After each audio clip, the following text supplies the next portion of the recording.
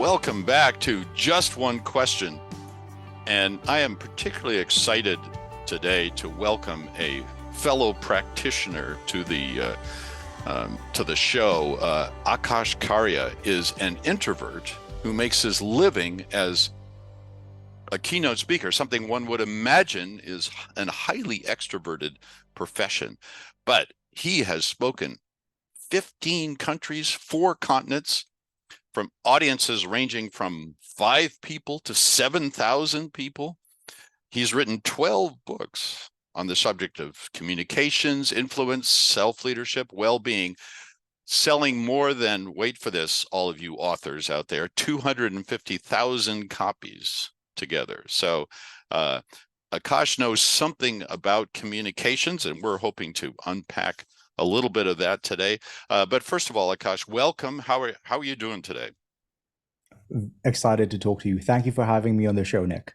It's a great pleasure. And let's dive right in. So you're, as we were talking before we hit record, you gave before even the pandemic, when everybody switched to the virtual, you gave virtual speeches, and so you've had long experience with the virtual world, with communicating in that sphere.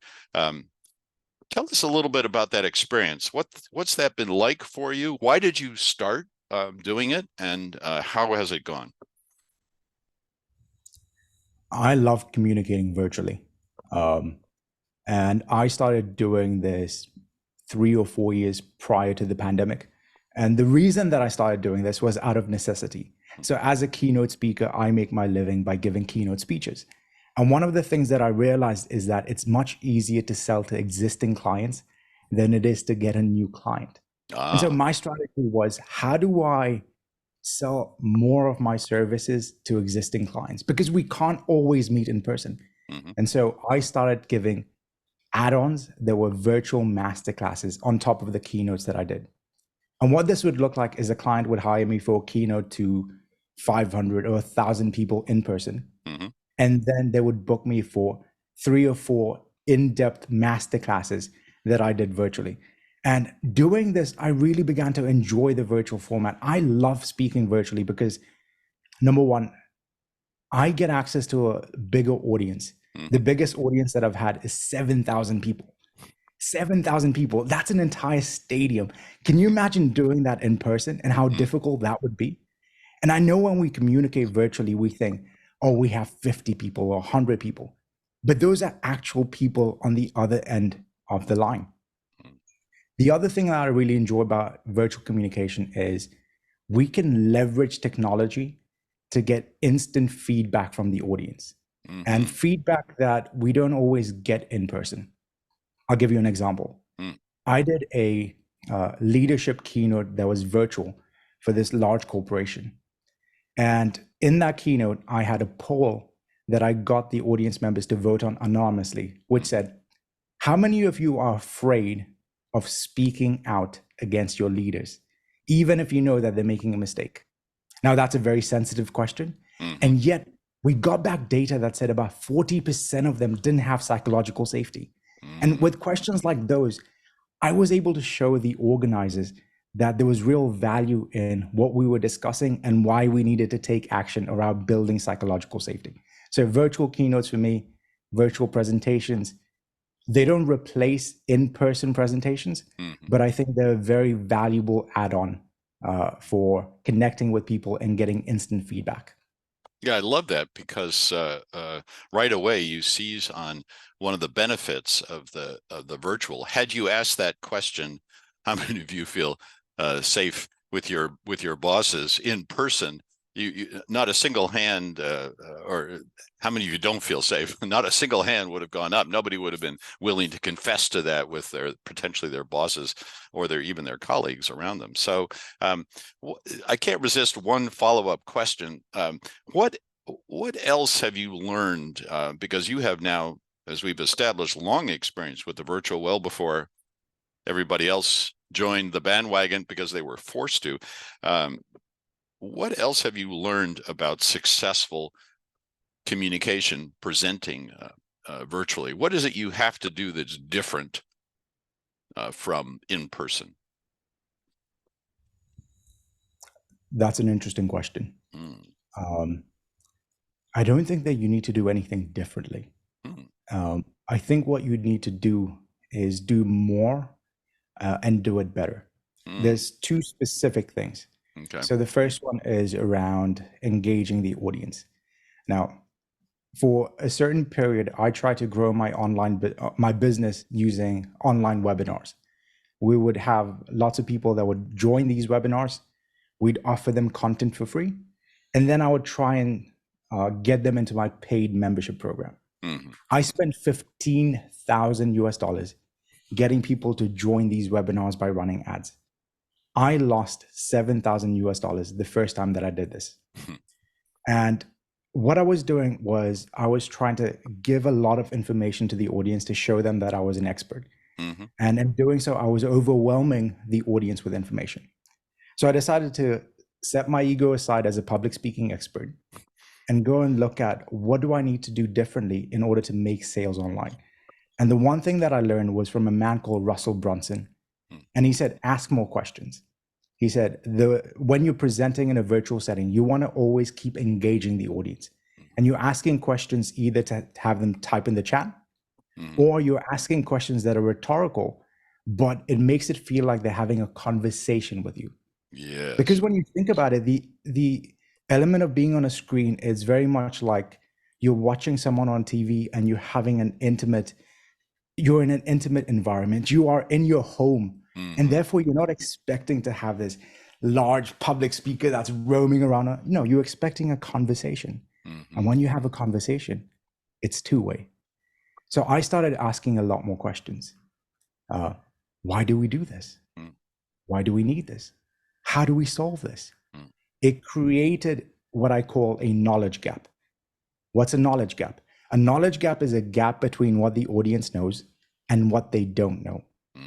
And every time you ask a question, you create this gap. And this gap is what we have for curiosity. It's what we call engagement. And once you've created this gap, you can now feed in the information. The moment I started asking more questions in my webinars, my conversion rates and my sales shot through the roof. I went from losing $7,000 to making $7,000 and above every single time I did those webinars. The second thing, there's two research studies that I'd like to share with you. Yes. The first one comes from Cornell University. At Cornell University, there's a professor by the name of Stephen Ceci. And Stephen Ceci has been teaching the exact same course for 20 years. Exact same course, Nick, for 20 long years. But in semester number 2, one day he decides to do one key thing differently. He decides to be a bit more. Can you guess? Interactive. Interactive. Very good, but very wrong. Oh. Decides to be a bit more energetic. Oh. A bit more energetic. That's it. That means he's going to use his voice with more passion, more volume, more vocal variety, his hand gestures, consciously decides to be more energetic. At the end of the semesters, you have in the US fall and spring. We call them semester number 1 and semester number 2. At the end of both semesters, the students are given a questionnaire. Question number 1, how enthusiastic was the professor? In which semester was he rated as being more enthusiastic? Semester number 1 or semester number 2, where he made a conscious decision to be more enthusiastic? Okay. 2. Makes sense, right? Because he made a conscious decision to be more enthusiastic. Sure. Now, here's the more interesting question, Nick. How knowledgeable is the professor? How knowledgeable do you consider this professor to be on this given topic? Should there be a difference? Yes. Between semester 1 and semester 2. Between semester 1 and semester 2. So he taught the same things, but he was more energetic the second time. How does that affect your perception of his expertise? His expertise. Yes. Should there be a difference? Yeah. Well, theoretically or in the abstract, no, there shouldn't be a difference. One is just selling it better, but it's the same content. But I'm guessing your answer is that there was a difference. So Akash, please tell us. We are dying to know now. You created that knowledge gap. You got to rush to fill it for us. Um, you're right. There shouldn't be a difference because knowledge is what you know. It's the facts, the data, the expertise. That didn't change between the two semesters. Mm-hmm. But it turned out in semester number 2, where all the professor did was be a bit more enthusiastic. Mm-hmm. The students said they learned more. They said he was more intelligent. They said the course was better organized. They even said the quality of the textbook, which was the exact same textbook in both semesters, was significantly better in the second semester. So here's my first takeaway for you. You want to seem a lot more intelligent without actually being more intelligent. Just be more enthusiastic. Wonderful. The second research study that sort of backs this up, there's a professor at MIT called Alex Pentland. And Alex Pentland has created this device called a sociometer. Think of it like a Fitbit, except it measures your charisma. Now, as part of an experiment, Alex Pentland and his researchers get a group of business school students to wear this sociometer. And they track behind the scenes the energy levels with which these individuals generally communicate in a networking setting. In other words, when these individuals speak, the sociometer is tracking what is the vocal variety, do they have energy in how they speak? Now, later down the line, the business school students are asked to prepare a business plan as part of a business plan competition.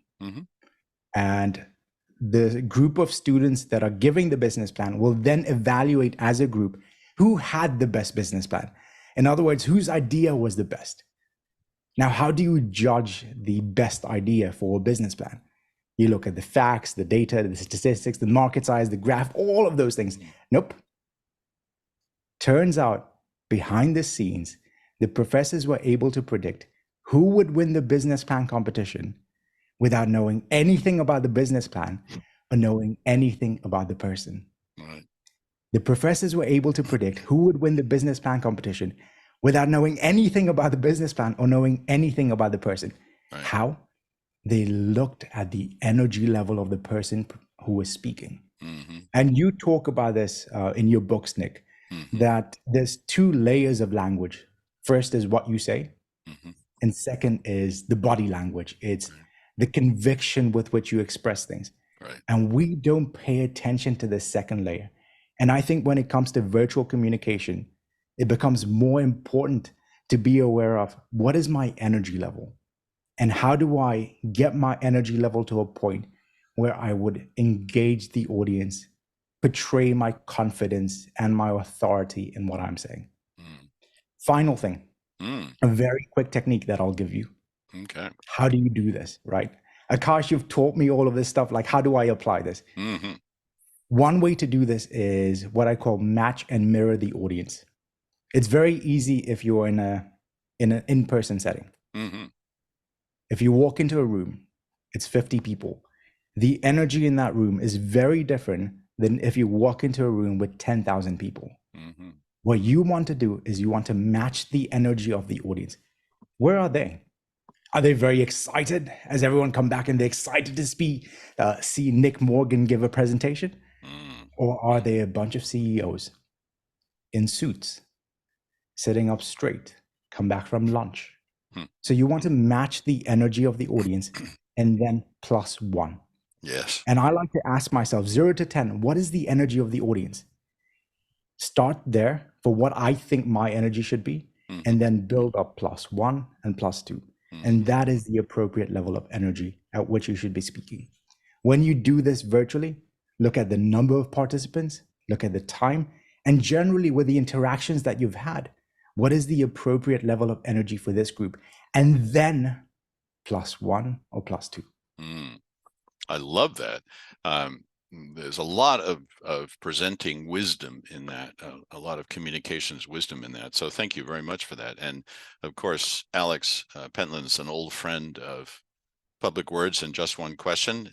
We love him dearly, and his book Honest Signals is highly recommended to all, but his work in general. Yes, that the study of how to make a successful pitch, that research is something that I've used with a number of startup companies, and they're always appalled to discover that that's the case. Because they put so much work into the spreadsheets and the financial analysis and the discussion of the expertise of the team, and they think all that matters. And when you tell them, oh, sorry, it really is much more about how you show up in the room, they're shocked and often really resistant to that idea. So yeah, really important concept to get across, that you still need to do those things. Let's be clear here. You still need to do the work, to have the financial analysis or the intellect, the content. But if you don't show up with the right energy level or better energy level than anybody else that you're in competition with, then you won't succeed. So wise words indeed. Akash Karia, thank you so much for being on Just One Question. We could talk for hours as fellow practitioners in these endlessly fascinating arts of communications. But I've already asked you 2 or maybe 3 questions. So thank you for being on Just One Question, and keep up the good work. It's a great pleasure to be able to connect with you. Thank you. Thank you very much. I would like to leave the audience with one takeaway, one exercise that has completely changed my life. Absolutely. I am an introvert. I do not find this speaking right now to be particularly comfortable. I'm not the best speaker in the world, and I don't try and convince other people to be the best speakers in the world. I believe in being effective and being 5, 10, 20% better than when you first started. And there's one exercise that I think is underrated for improving your speaking, and that is this. Read out loud 1 page every day. Every day, read 1 page out loud. And every time you read a new page, practice one specific skill. It might be slowing down, deepening your voice, breathing. The next day, you might focus on your energy levels. The third day, you might focus on something else.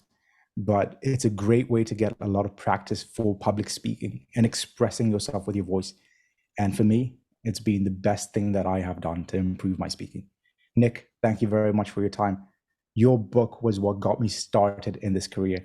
So I'm thankful to you, and I'm thankful to have the time to have a conversation with your audience. Akash Karia, ladies and gentlemen, thank you again. Really a wonderful way to get to know you and to learn more about your work. Akash Karia.